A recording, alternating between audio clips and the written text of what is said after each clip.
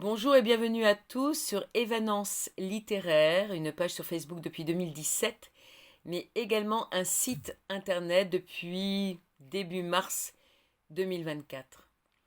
Je suis Évangéline Brunois, je suis chroniqueuse littéraire entre autres, et j'ai rédigé plus de 1356 chroniques environ. Cela correspond plus ou moins à 750 auteurs. Je ne sais pas combien d'éditions, de maisons d'édition, mais je vais profiter de l'occasion qui m'est donnée à l'instant pour remercier toutes celles et ceux qui m'ont fait confiance pendant toutes ces années.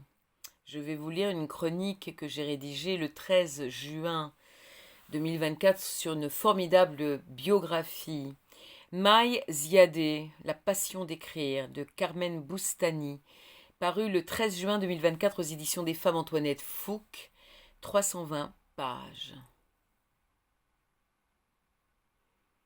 Ô mes rêves dorés, ô mes folles chimères, où courez-vous ainsi jalouse et légère? Pourquoi m'entraînez-vous dans ces hautes régions où l'amour est la vie, où vivent les passions? Extrait de Fleurs de rêve 1911 de Isis Copsia, pseudonyme de Maï Ziadé.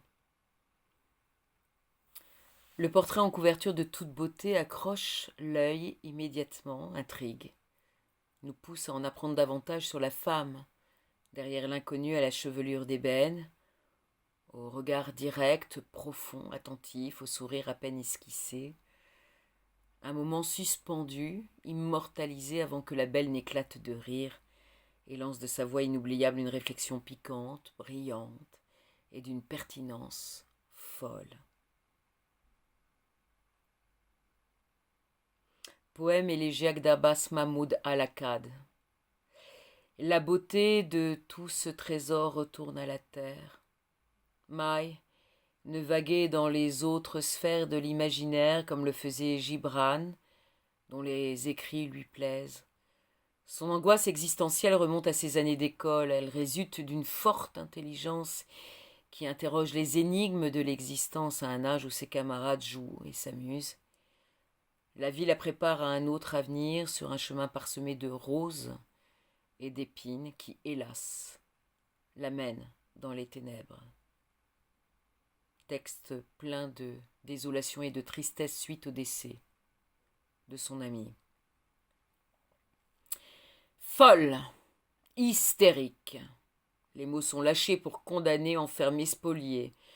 Celle qui fut trop intelligente, trop supérieure, trop engagée, trop respectée et écoutée, en un temps où une femme orientale, qui plus est, n'avait pas voix au chapitre que ce soit au Liban, pays natal, ou en Égypte, patrie d'adoption. Et pourtant, Maï Ziadé a réussi à mobiliser l'opinion publique et les autorités sur des questions cruciales pour ses sœurs, le voile, la répudiation, les crimes d'honneur et l'excision. Elle s'est élevée contre la domination du mari sur son épouse, totalement dépendant de son bon vouloir, économiquement, socialement. Elle s'est prononcée sur l'éducation de tous, et particulièrement des filles. Elle a insisté sur la liberté des femmes à disposer de leur corps.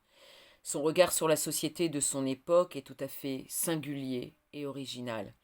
Elle veut bousculer les codes, mettre à mal le discours bien rodé de ces messieurs, la façon dont ils se présentent au monde, leur toute-puissance. Ce faisant, elle a réussi l'exploit de changer la vie de ses contemporains.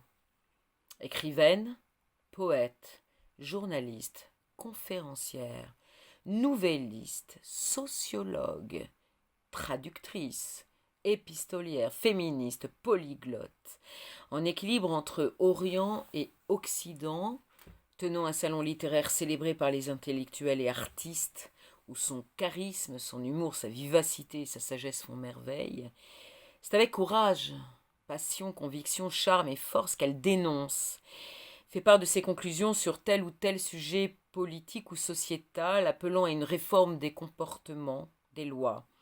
Elle se mêle aux hommes, dans tous les domaines où les femmes n'avaient pas droit au chapitre. Sa beauté, son apparente assurance, cachent cependant une sensibilité à fleur de peau la rendant perméable au malheur des autres, incroyablement empathique et compréhensive des réalités de l'existence.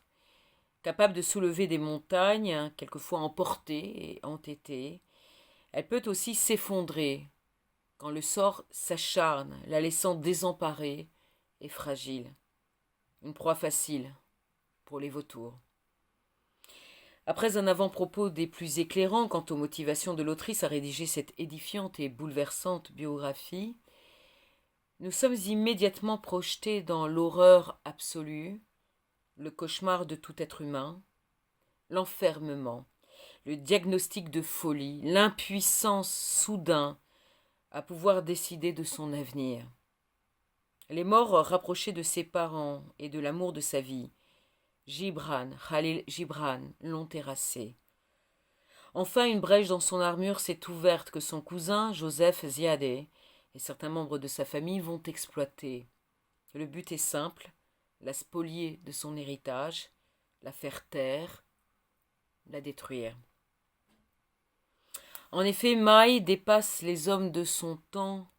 Elle n'est pas seulement, comme la qualifie Abbas Al-Akkad, une féministe chevronnée, mais aussi une femme de lettres du même calibre que les écrivains de son époque. La société de la première moitié du XXe siècle n'admet pas qu'une femme s'autorise le droit à la pensée et à l'action. Si la classe intellectuelle reconnaît ses mérites dans la lutte des droits de la femme, il lui est difficile de la placer sur le même plan que les hommes. Cette classe cherche plutôt à la réduire à la place assumée à la femme dans son rapport à l'autre sexe. Et ces pages sont de l'autrice. Plus loin, Carmen Boustany ajoute « Je souhaite être comprise après ma mort », a dit Maï Ziadeh. Son souhait se réalise. Elle est une personne inspirante d'une personnalité rassurante dans ses écrits. Elle invite au partage sans brusquer et s'infiltre en nous. Merci à Maï. C'est un plaisir de parcourir son chemin semé de mystères que ses correspondances ont contribué à éclaircir. Alors, refaisons ce chemin vers le passé afin de découvrir les étapes qui ont jalonné le parcours hors du commun de cette intellectuelle féministe engagée, de cette magnifique amoureuse, de cette figure inoubliable de la littérature orientale. Merci aux éditions des femmes, Antoinette Fouque, pour leur confiance renouvelée, et je vous invite à découvrir la 4e de couverture et la biographie de l'autrice sur le site de cet éditeur ou sur le site Évanance littéraire. Merci infiniment, à très bientôt, au revoir.